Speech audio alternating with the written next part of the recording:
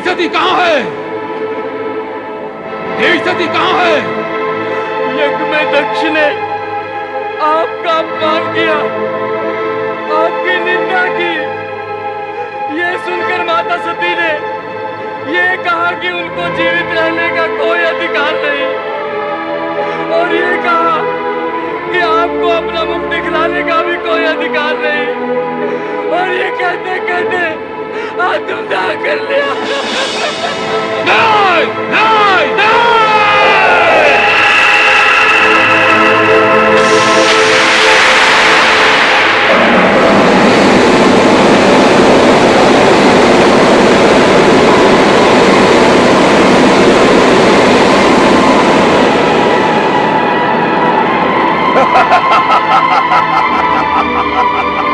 जय महारुद्र, मेरे लिए क्या आज्ञा है प्रभु? वीरभद्र, दक्ष का अहंकार हमारा विरोध है, और हमारा विरोध उसका विनाश।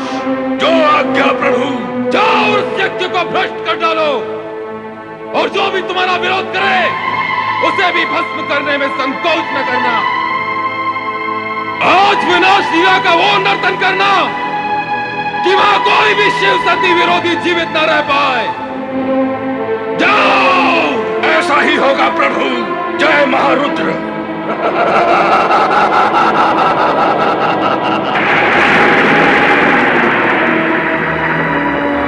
हे दुराचारी दक्ष, तेरे इस यज्ञ का विनाश हो जाएगा। तुझ पर दुर्भाग्य और विपत्तियों का आक्रमण होगा, और उससे तेरी रक्षा करने का किसी ने प्रयत्न भी किया तो उसका अंत निश्चित है। कुछ ही समय में यहाँ विनाश का तांडव होने वाला है। विनाश का तांडव होने वाला है। विनाश का तांडव होने वाला है।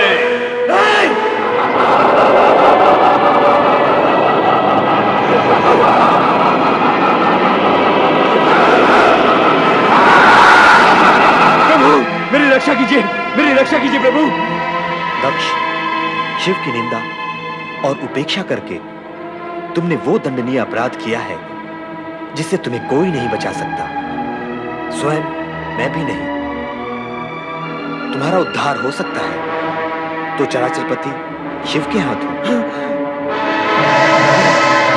प्रभु, प्रभु,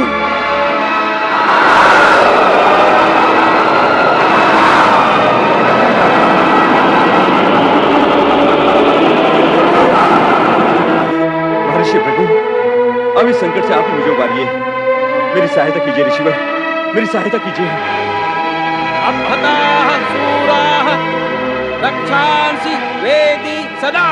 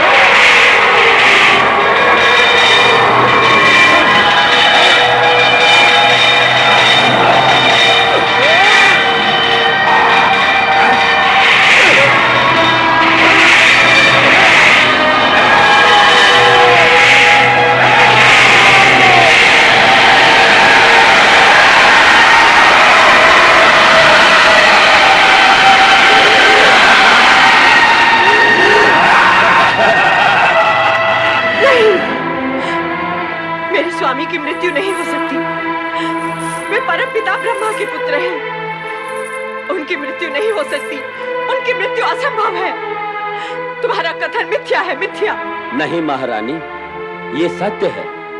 प्रजापति महाराज दक्ष अब इस संसार में नहीं रहे।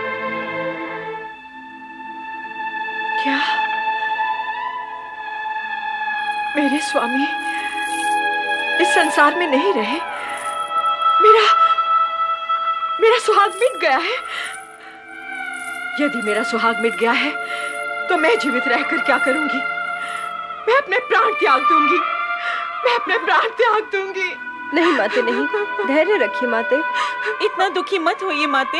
नहीं, मेरे स्वामी के बिना मेरा जीवन व्यर्थ है, मेरा जीवन व्यर्थ है। मैं जीना नहीं चाहती, मैं जीना नहीं चाहती, मैं नहीं रहना चाहती।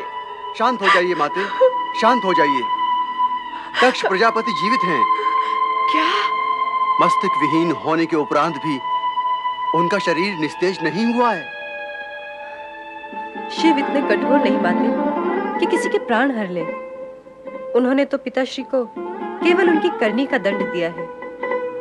अब आप ये शोक त्याग दीजिए और शिव जी से प्रार्थना कीजिए कि वो शीघ्र से शीघ्र पिताश्री को पुनर्जीवित कर दें।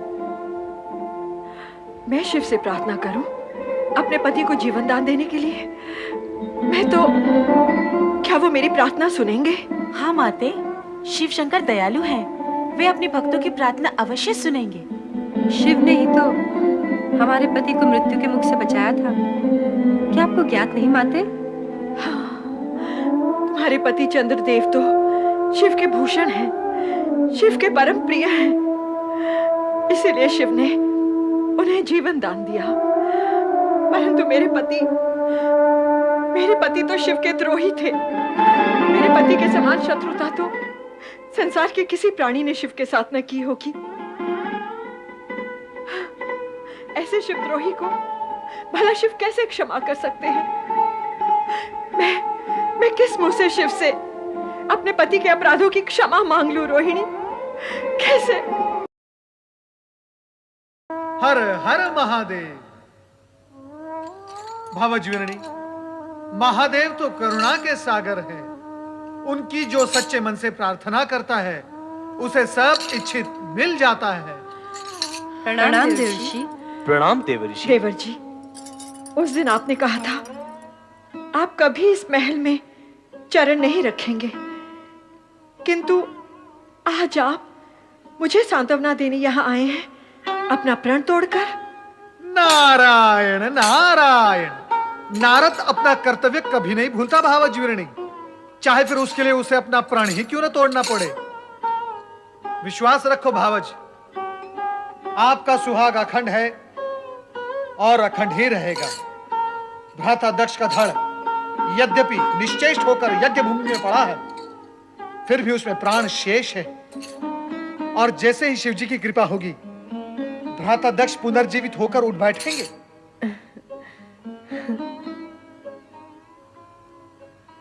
क्या बात है माते, आपको देवऋषि के कथन पर विश्वास नहीं? देवऋषि के कथन पर कैसे अविश्वास कर सकती हूँ? ये तो परम भक्त और सबके कल्याण करता है। परंतु जब अजर अमर परमात्मा सदाशिव से मैं अपने पति का जीवन दान मांगूंगी, तब यदि उन्होंने मेरी प्रिय पुत्री सती के आत्मदाह की बात छेड़ी, तो मैं क्या उत्तर दूंगी? क्या उत्तर दूंगी मैं? नारायण नारायण। भावज, सती के लिए हम सबको अत्यंत दुख है, किंतु सत्य यह है कि शिवजी की इच्छा से ही सब कुछ संभव है, अन्यथा कुछ भी संभव नहीं। यह शिव की कैसी विचित्र इच्छा है, बताइए ना देवर्षि। जो संसार के सभी प्राणियों के मन से मृत्यु का भय दूर कर सकते हैं, जो मृत्यु मुख में पहुंचे हैं उन्हें पुनर्जीवित कर सकते हैं, उन्होंने मेरी बेटी सती को क्यों नहीं बचाया? क्यों अपनी ही अर्धांगिनी को योगाग्नि में जल जाने के लिए विवश किया? मेरे इन प्रश्नों का उत्तर दीजिए देवर्षि। नारायण नारायण। आप शिव लीला से अपरिचित हैं भावज, इसलिए ऐसी बातें कर रही हैं। सती तो शक्ति का अवतार थी, मृत्यु तो उसे छू भी नहीं सकती थी। तो फिर सती ने अपने प्राणों का त्याग क्यों कर दिया? सामान्य नारी के समान अपनी देह का अंत क्यों कर दिया? रोहिणी, माता शक्ति ने सती के रूप में नारी अवतार धारण किया, नारियों का आदर्श बनने के लिए। सती ने ऐसी नारी का आदर्श प्रस्तुत किया जो अपने पति के प्रति होने वाले किसी भी अन्याय को सहन नहीं कर पाती थी। सती का नाम ही आदर्श पतिव्रता नारी के रूप में हमारी संस्कृति के इतिहास में अमर हो जाएगा। तात, मेरी सती भी शिव की कृपा से पुनर्जीवित हो सकती है? नहीं, सती ने यह आदर्श सामान्य नारी के लिए प्रस्तुत किया है, जो जन्म लेकर अपने पति के लिए प्राण त्याग करती है। अब सती अपने पहले वाले रूप में आपको नहीं प्राप्त होगी। वे अब शक्ति के रूप में अजर अमर हैं। वे न जन्म लेती हैं, न मृत्यु को प्राप्त होती हैं। वे शिव के समान शाश्वत हैं। वे शक्ति के रूप में जगत के कण कण में निवास करती हैं। माते, अब आप सती का शोक त्याग दीजिए। वो अब हमें सती रूप में नहीं, शक्ति रूप में दर्शन देंगी। क्यों देवऋषि? हाँ रोहिणी, ये सब शिव लीलाएं हैं जो हमें दिखाई दे रही हैं। शिव लीलाओं का रहस्य आज तक कोई समझ नहीं पाया, और जब तक शिव जी की इच्छा है तब तक ऐसी विचित्र लीलाएं करके वे संसार वासियों को चकित करते रहेंगे। भावजवीरणी,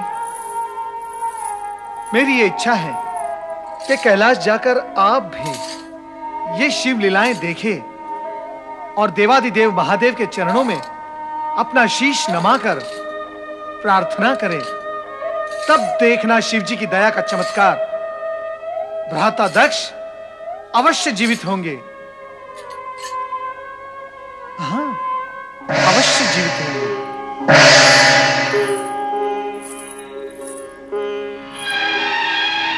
अवश्य जीवित होंगे। अवश्य जीवित होंगे। अवश्य जीवित होंगे। अवश्य जीवित होंगे। अवश्य जीवित होंगे।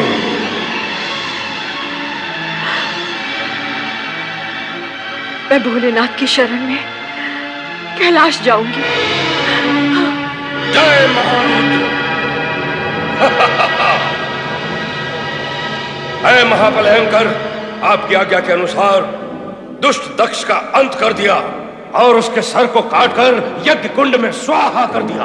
वीरभद्र, तुम मेरी आज्ञा का पालन कर धन्यवाद के पात्र हो गए हो। सभी गणों में सर्वश्रेष्ठ हो, यशस्वी भव। जय महारुद्र।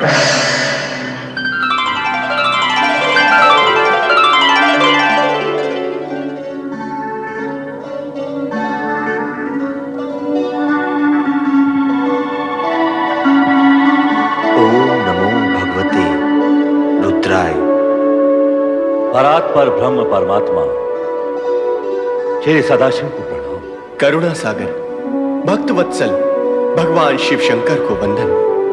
हे चराचरपति सम्राट शिव शंकर, कृपा सागर, मैं वो दुर्भाग्यशाली स्त्री हूँ जिसने एक हाथ से अपनी पुत्री सती को खो दिया है और अब दूसरे हाथ से उस पति को खोने जा रही हूँ जिसका सिर विहीन शरीर तड़पता देखकर मुझ पर हर पल मृत्यु का पल होकर टूटता है।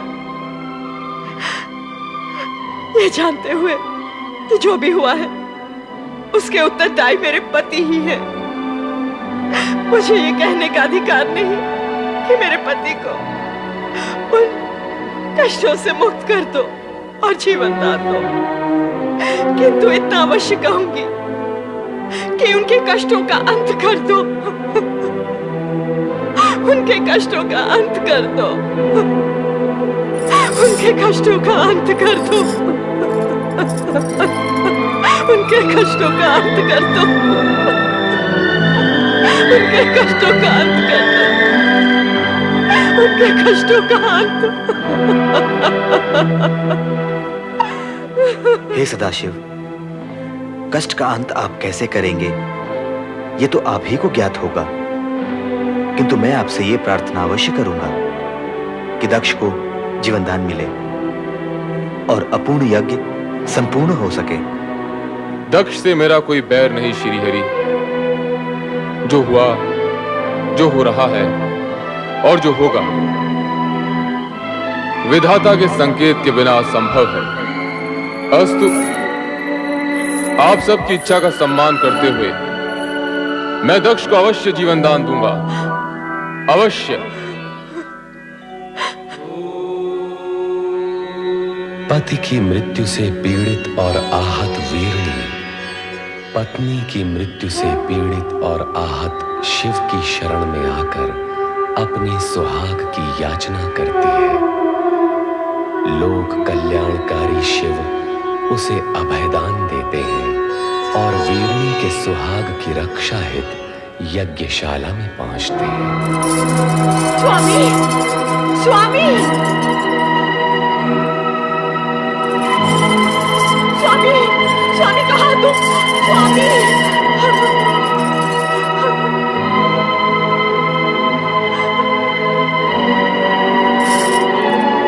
स्वामी ये क्या हो गया? ये क्या हो गया स्वामी? स्वामी,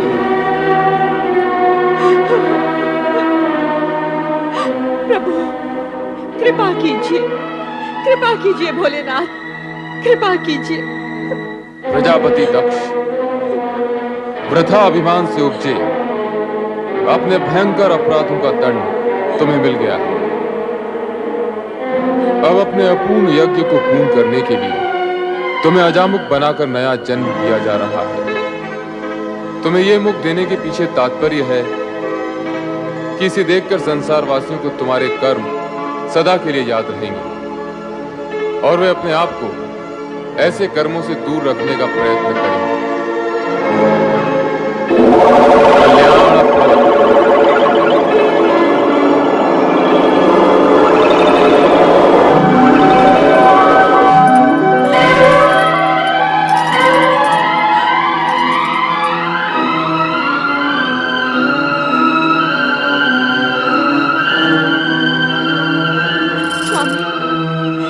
स्वामी आपको जीवन दान मिल गया, मेरा जीवन धन्य हो गया।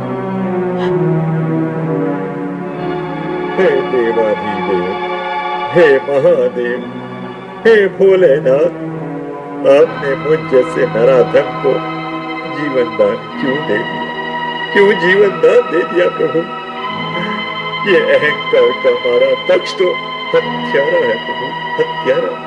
अपनी पुत्री का और इन सब का जो यहाँ यज्ञ का फल लेने आए थे। हे प्रभु, इस दुष्ट नीच खल दक्ष को आपने पुनर्जीवन दे दिया, आपने पुनर्जीवन दे दिया प्रभु। इस उपकार के लिए मैं सदा सदा के लिए आपका आभारी रहूंगा, आपका कृतज्ञ रहूंगा प्रभु। दक्ष प्रजापति, मैंने तुम्हें यज्ञ का संपूर्ण फल दिया, अब आप यज्ञ पूर्ण कीजिए।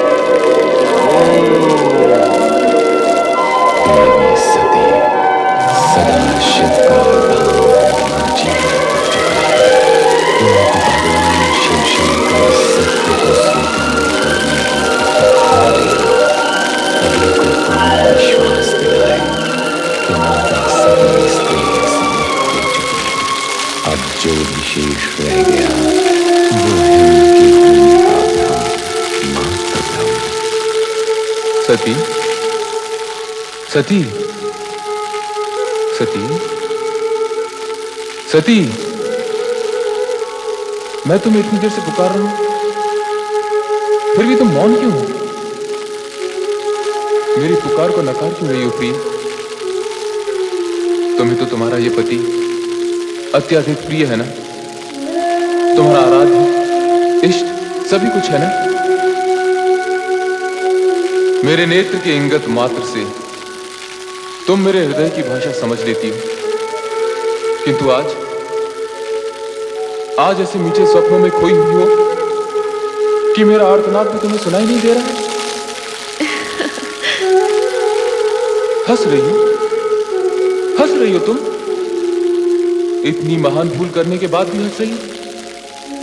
तुम्हें कितना समझाया, वर्जना भी दी कि बिना आमंत्रण कहीं जाना अशोभनीय और असम्मानजनक होता है, विशेष रूप से वहां जहां तुम्हारे पति के विरोधी हों, उन्हें अपमानित करने का अवसर खोजते रहते हो। किंतु तुम्हारा क्रियाहट मेरी बात पर भारी पड़ गया। तुम दक्ष यज्ञ में चली गई और स्वामी, आश्चर्यचकित न होइए स्वामी। मैं सती पुनः वहीं पहुंच चुकी हूं जो मेरा स्थायी आसन है, आपका हृदय। हाँ स्वामी, मैं आपको वहीं से पुकार रही हूं। पुकार रही हूं, किंतु अपने नेत्र क्यों नहीं खोलती प्रिय? तुम्हारे कमल समान ये नेत्र, जिन्हें न जाने कितनी बार मैंने स्वयं को देखा है। सती, चेतन हो जाओ, अपने पूर्ण रूप में मेरे सामने आओ प्रिय। स्वामी, आप अपना ही वचन स्मरण कीजिए और मन की आंखें खोल कर देखिए। हम दोनों शिव शक्ति भिन्न नहीं है, एक ही परम तत्व साक्षात परब्रह्म है, जिसका ब्रह्मांड साक्षी है।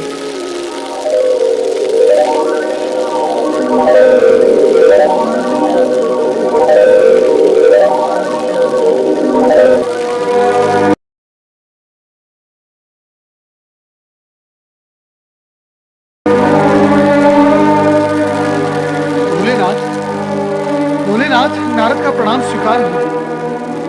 मंगल हो। प्रभु, आप कहाँ जा रहे हैं? देवी सती हमसे रुष्ट हो गई है। भोलेनाथ, आप ये कैसी बातें कर रहे हैं? क्यों? क्या सदा पत्नी को ही पति का साथ देना चाहिए, पति को नहीं? हम अपनी रुष्ट प्रिया का साथ कभी नहीं छोड़ेंगे। भोलेनाथ, क्या इतने पर भी आपको वास्तविकता समझ में नहीं आई? तुम हमारा समय नष्ट कर रहे हो नारद।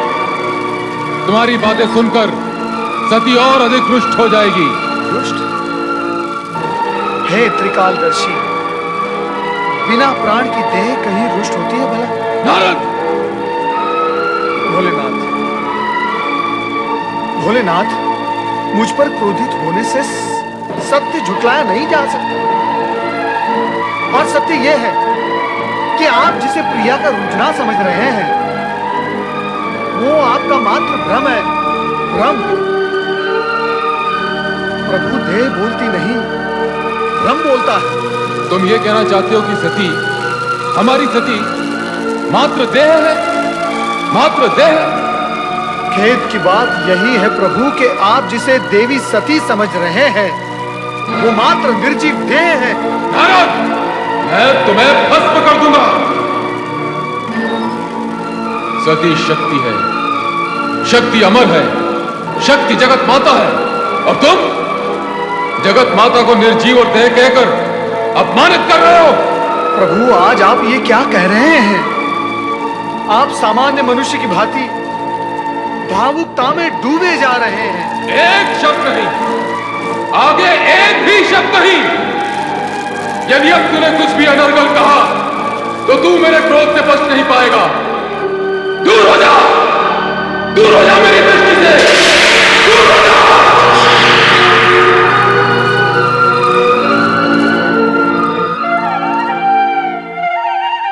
माता सरस्वते नमः।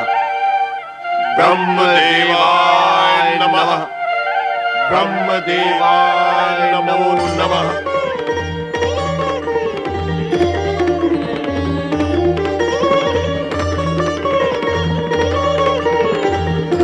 देवराज इंद्र एवं समस्त देवताओं का ब्रह्मलोक में स्वागत है। कहिए, कैसे आना हुआ?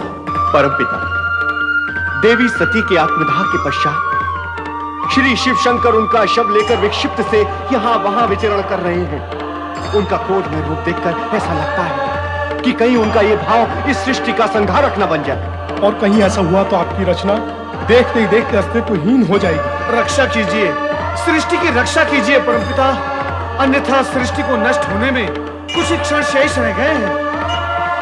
ये तुम क्या कह रहे हो नारद? हाँ परमपिता, मैं स्वयं देख कर आ रहा हूँ भगवान शिव का वो अकल्पनीय विनाशकारी रूप।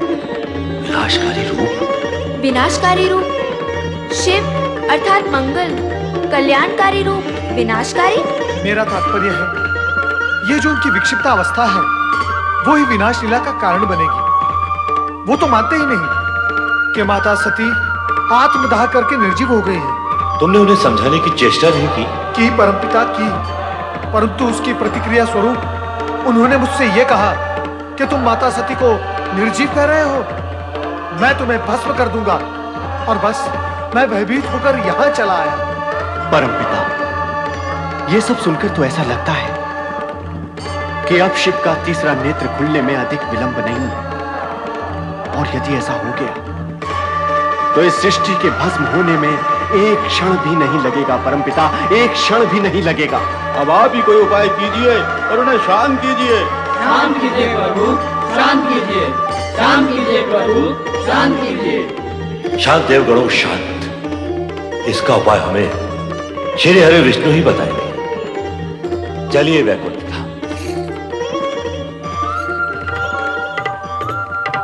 ये नहीं हो सकता महाप्रभु कि आप भगवान शिव शंकर को इस मोह से मुक्त न कर सके, किंतु आप तो जो शिव स्वयं जगत के अधिपति और ज्ञान विज्ञान के अधिष्ठाता है, उन्हें कोई क्या समझाएगा? देवी देवता ही क्यों न हो, स्त्री पुरुष रूप पाकर और पाणी ग्रहण करने के बाद पति पत्नी बन जाने के उपरांत बिछोह इतनी सरलता से स्वीकार भी नहीं किया जा सकता।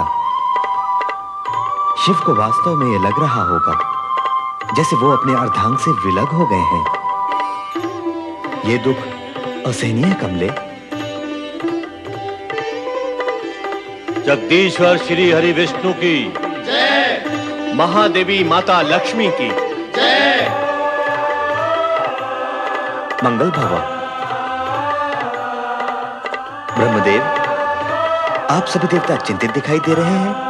आपको तो भली भांति ज्ञात है कि चिंता का विषय क्या है। हाँ, तो क्या सोचा आपने? सोचा तो कुछ भी नहीं, किंतु चिंतित हूं। ब्रह्मा, विष्णु और महेश तीनों एक दूसरे के पूरक हैं, तीनों एक दूसरे से जुड़े हुए हैं। तो सती मोह भंग कराने हेतु क्यों न हम शिव की आराधना करें? किंतु इससे क्या होगा प्रभु? शिव की विरह जनित उन्माद अग्नि को क्या आराधना का जल शांत कर पाएगा? आप ही कोई उपाय बताइए ब्रह्मा जी।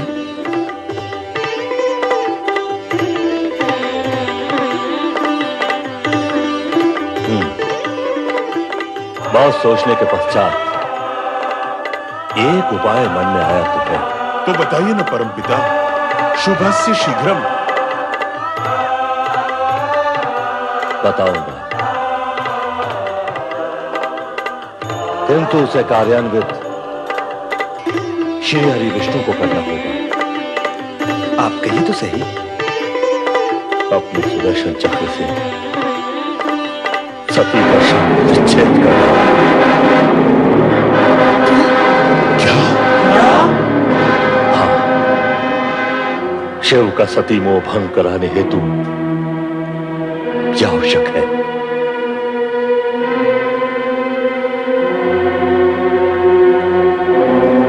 ब्रह्मदेव, मैं आपकी आज्ञा का पालन करने को तत्पर हूं, परंतु कुछ समय के पश्चात। जैसी आपकी इच्छा। किंतु ध्यान रहे कि समय की अवधि इतनी अधिक न हो जाए कि अनर्थ का रूप ले ले।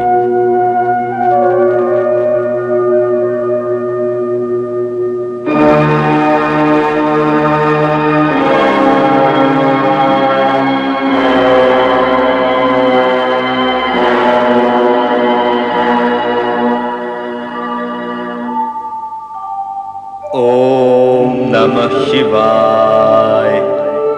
ओम नमः शिवाय। ओम नमः शिवाय। ओम नमः शिवाय। ओम नमः शिवाय। ओम नमः शिवाय। ओम नमः शिवाय। ओम नमः शिवाय।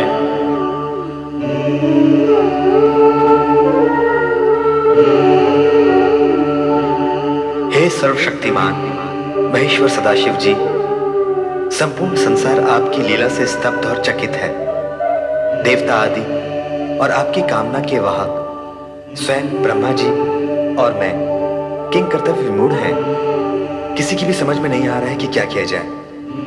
और ब्रह्मा जी ने जो मुझे उपाय बताया है उसका ध्यान करते ही मन कांप उठता है। मैं जानता हूं कि मुझे जो करने के लिए कहा गया है वो सब आपको ज्ञात है। अब आप स्वयं ही मेरा मार्गदर्शन करें प्रभु और मुझे बताएं कि मुझे क्या करना है। ओम नमः शिवाय। ओम नमः शिवाय। ओम नमः शिवाय। ओम नमः शिवाय।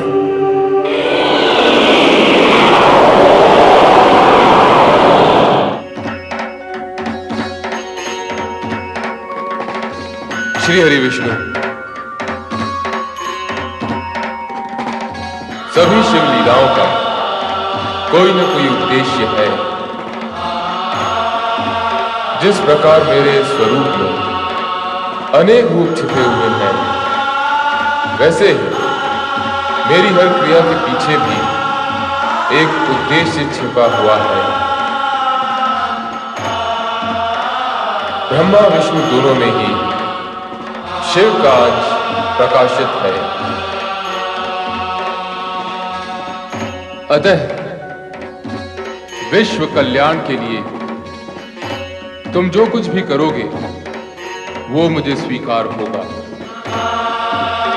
यूं भी लोकपालक होने की दृष्टि से तुम्हें वही करना है जिसमें लोकहित निहित है।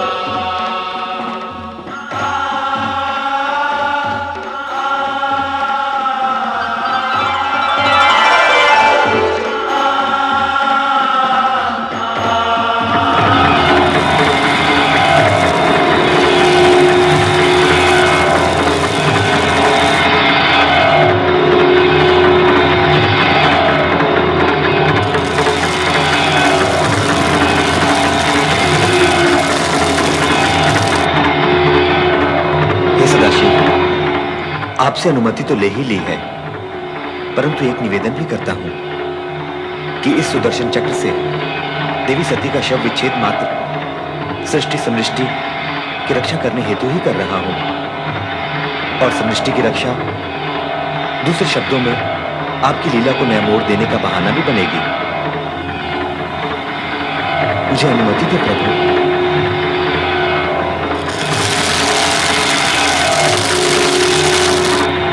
अंत में श्री हरि विष्णु ने सुदर्शन चक्र चलाया, जिसने शिव तत्पश्चात सती के चरण स्पर्श किए।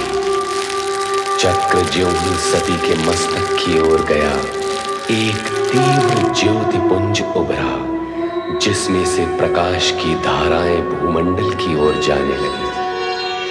ये ही ज्योति पुंज कालांतर में शक्तिपीठ कहलाए और इस प्रकार आर्यावृत में 51 शक्तिपीठों की स्थापना हुई। माता शक्ति, जो भगवान शिव की पूरक है, ज्योति रूप में इन शक्तिपीठों में विद्यमान है। शिवजी ही सभी देवी देवताओं के आराध्य हैं।